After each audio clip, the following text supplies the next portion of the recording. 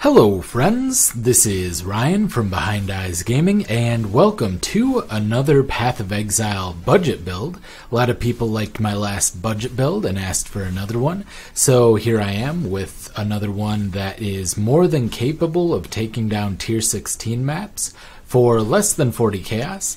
That's less than a tier 9 or 10 blighted map, or less than 100 fusings. It's something like 90 fusings right now. So if you want to get this, you can go ahead and sell one of your blighted maps, sell a few stacks of fusings, and you'll be good to go. This is more than capable of taking down tier 16 Shaper Guardians, and it is a Herald of Agony Necromancer once again.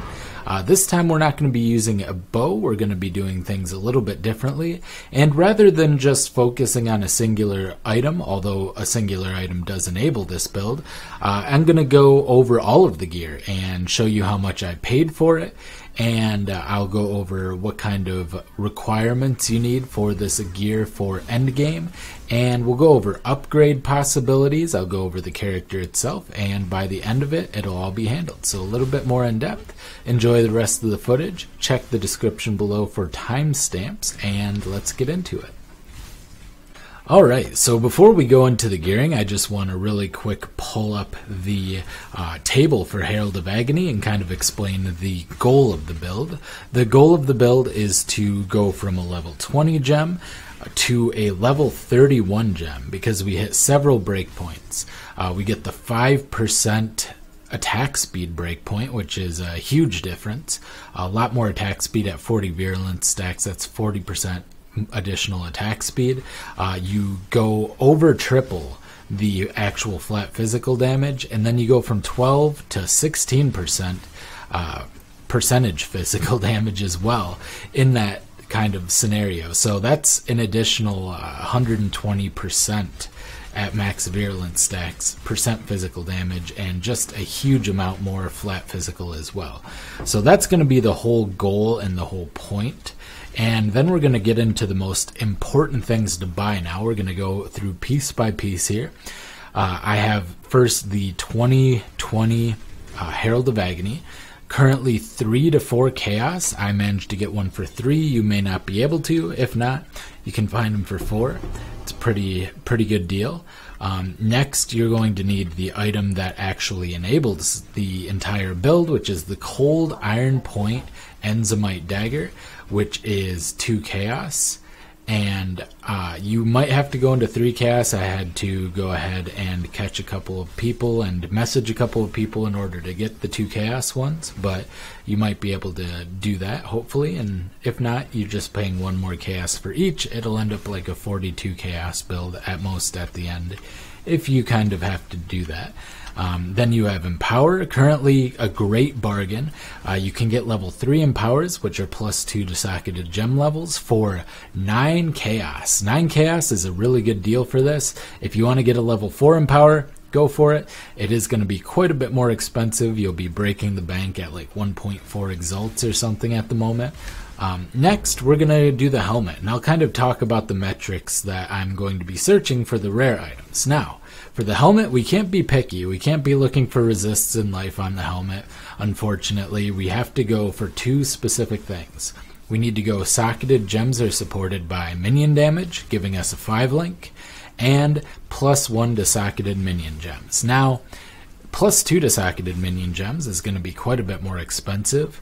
As you can see, I managed to get this for 10 chaos, pretty good price, solid price overall. And if you go up to +2 to socketed minion gems, it can be upwards of 50 plus chaos. It is a great damage buff, so if you have more of a budget, definitely do that. Obviously, the more level to the gems, the better.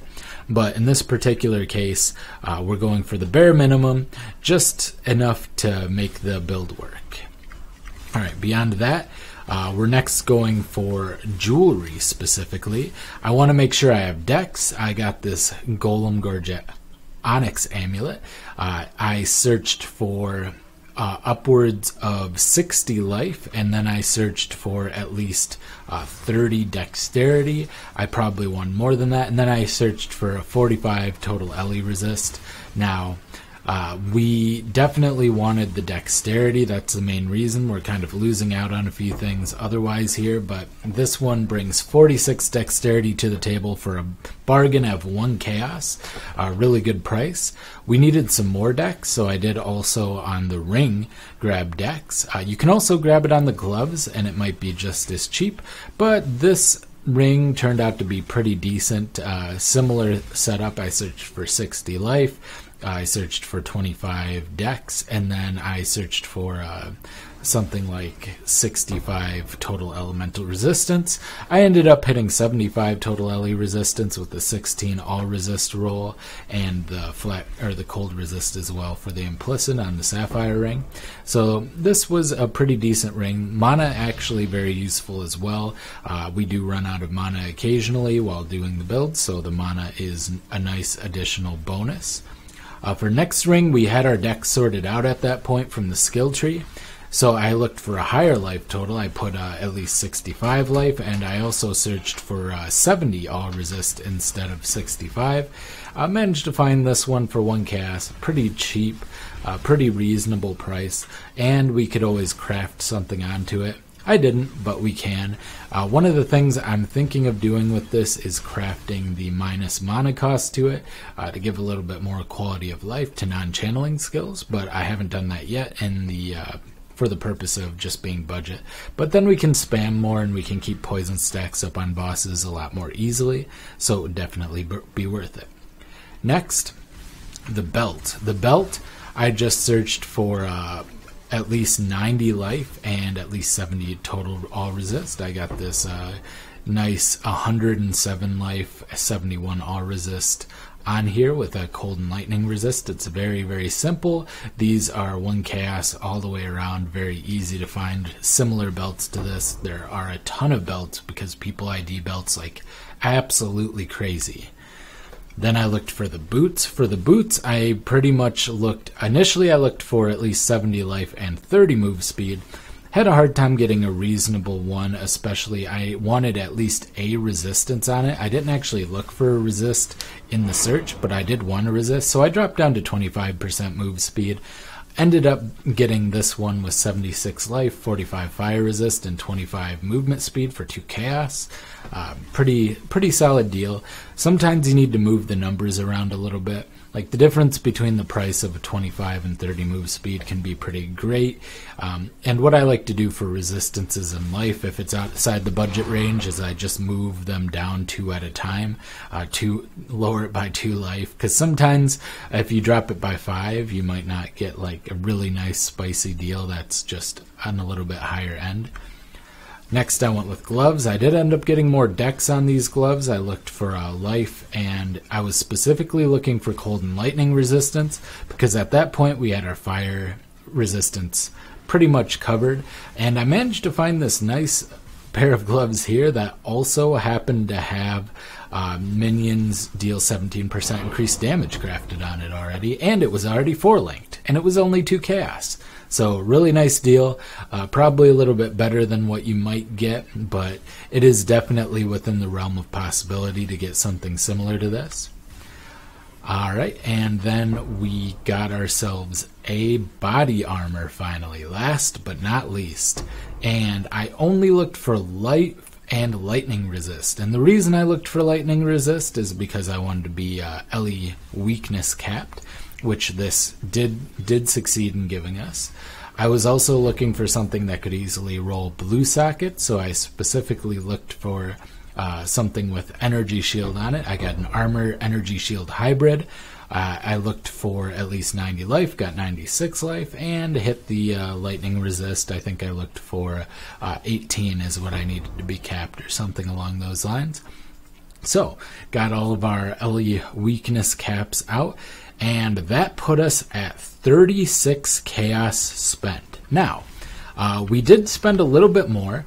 I'm going to pull up the metrics I used for searching for abyssal gems, specifically ghastly eye jewels. They're not necessary to the build. They do help a little bit, and they give us a little bit more life. Now, I didn't put any specific searches in here. I just had the maximum life and then as the guaranteed, and then I put a count, which you can do by adding a separate group, and I put just one of these. Minions deal additional physical damage. Minions have increased attack and cast speed if your minions have killed recently, and minions have increased attack speed. Any one of those, along with life, was good enough.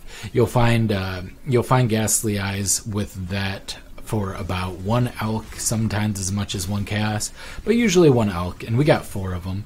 So that puts us closer to something like 38 chaos. I also crafted some lightning resistance as well onto the belt to get the LE weakness cap, even before I had bought the body armor.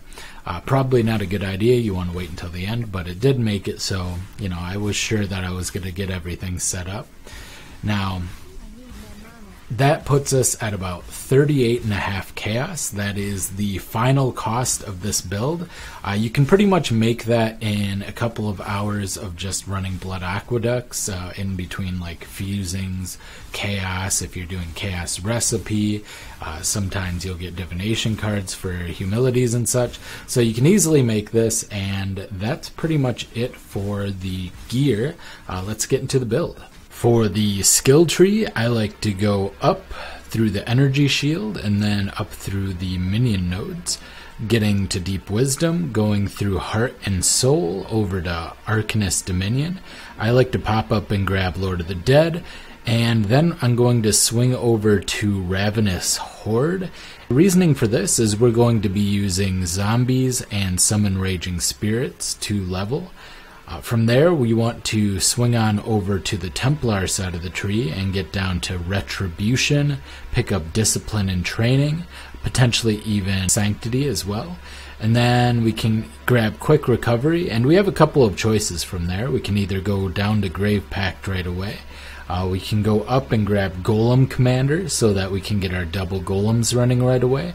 And you can do Carrying Golem and do your Chaos Golem as well. Then we'll go up to Sacrifice, grab Spiritual Command, all the way through the Purity of Flesh nodes. We're swinging down to the Righteous Army Spiritual Aid Redemption circle. We're going to grab pretty much all of that. Go down and grab Devotion. From there, if we haven't already, we'll get Grave Pact and start to swing down towards the Marauder area. In the Marauder area, we're going to grab Constitution, swing on down in between the Marauder and the Duelist, and we're going to get Soul of Steel. Make sure you pick up Proficiency, and you actually probably want to bring Precision on the Templar tree as well, if possible. There's lots of jewel nodes on the way, so if you happen to get leveling jewels, don't be afraid to use those. We'll grab Bloodless, and from there on out, we're just mostly filling out jewel slots and more life.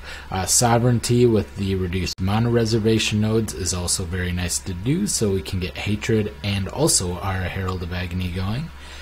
From that point on, we're going to go up to our Ascendancy, and the first one we're going to get is Mindless Aggression, great for SRS. We're picking up a Natural Strength second, which is great for everything we have. Bone Barrier, our defense's third, physical damage reduction, lots of all resist. And the fourth one, you can either get Commander of Darkness, Essence Glutton, or Plaguebrenner. It's up to your choice. For the Pantheon, I like to go Soul of Ralikesh. One of the things about Ball of Lightning is that if you're going to hit a Nemesis mob that's going to give you bleeding, you're going to accumulate a lot of stacks really quick, and you're going to need bleed removal on your flask. Now, you can suddenly die if you don't have Ralikesh to reduce that damage over time. That's also why it's pretty good to have Soul of Arakaali as your second one. Also gives you 10% chance to avoid lightning damage when hit, which is pretty solid as well. Next, we have the skill gem setups. For Herald of Agony in the helmet, we're going to go green, green, red, red with Herald of Agony, Pierce, damage on full life, and Empower. You can get rid of Pierce and put in Vicious Projectiles during bossing, and that'll help a lot, give quite a bit of extra damage, but Pierce can still do the job. I didn't switch them out during any of the fights in the footage, and I did just fine. It did take a little while. maybe kill them a little faster. For Raised Zombie, which we have in our gloves, I have Raised Zombie, Meat Shield, Minion Life, and Fortify. We just want our zombies to survive so we get the defensive bonuses for them and so they can keep taunting things for us. Same kind of thing with our Golem setup. We have Summon Carrion Golem, Summon Chaos Golem, Minion Life, and Meat Shield. Just giving them a lot more survivability, making them able to stay alive. And then we just have some miscellaneous stuff. But for our poison application, we have Ball Lightning, Lesser Poison, Poison, and Greater Multiple Projectiles. Now with the Herald of Agony itself, that gives us a 120% chance to poison. It's a little bit too much. But if you want to maybe have a little bit smoother playstyle, you can get rid of the Poison Gem and replace it with faster casting. You can probably still get full Virulence stacks if you're just clearing, but maybe not for bosses at that point. Maybe so. You'll need a little bit better mana sustain. I would recommend keeping Ball Lightning at level 1 because that will keep its that'll keep its mana cost low, and you're not doing any elemental damage anyway. You're just going to be poisoning off the lesser poison damage, which adds chaos damage. So you'll literally be doing only the chaos damage with Ball Lightning anyway. And then we have Hatred, Desecrate, Flame Dash, and Convocation to kind of round out everything else we have. Don't have a lot of extra skill gems that we could have. If you get an Unset Ring, you might be able to get a little bit more out of this. But currently, I only have one open socket. Could probably do something with that, but I'm not currently. And that is pretty much it. So if you enjoyed the build, let me know in the description below. And also, if you have any other kind of budget challenges you want me to do, maybe like a 10 Chaos at Zeri or a 100 Chaos Uber Elder, something along those lines, let me know. I'm always up for budget builds. This has been Ryan from Behind Eyes Gaming, and I will see you next time. Bye!